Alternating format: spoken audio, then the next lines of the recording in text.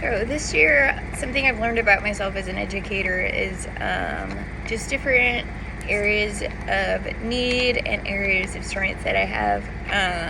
It's been a very reflective year as a first-year teacher, just deciding what has worked and what has not, and just using reflection as a way to improve each day as an educator, thinking about what went well and what could have went better, just to help my students out. So some areas that I think I've mastered is just being organized, being quick with feedback, communicating with parents, making sure that everybody's in the loop and is fully up to date with all of the information for our class.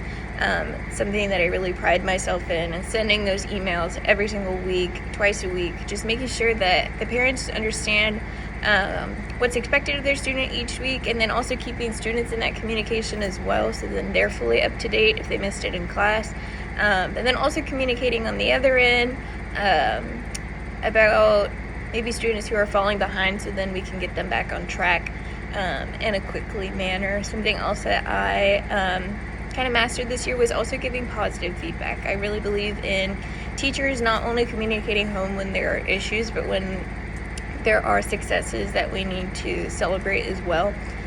One story that really stands out this year is I have a student who struggled a lot behavior and curriculum wise, and he did really great on a test.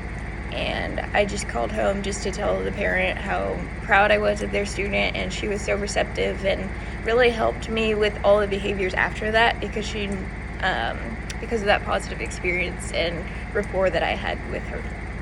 And then areas of opportunity, behavior was definitely something that I struggled with, of course, as a first-year teacher, and something that I want to improve upon next year.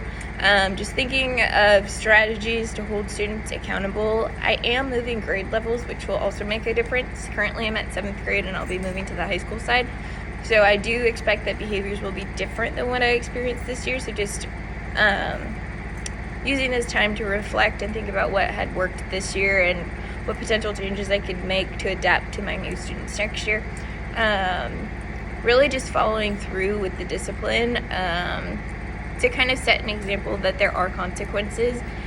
Even if when we send the students out, not much happens, just following through on as far as I can on my side, sending those students to the office for those disciplinary issues, even if sometimes not much happens on the office side, but at least following through on my behalf, just to hold students accountable and know what behaviors are acceptable and which are not in my classroom.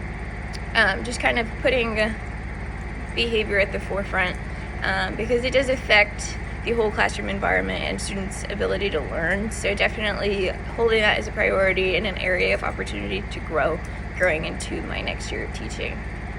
So those are just a few things that I think went well this year, but then also things that I am definitely looking to improve upon for my next year of teaching.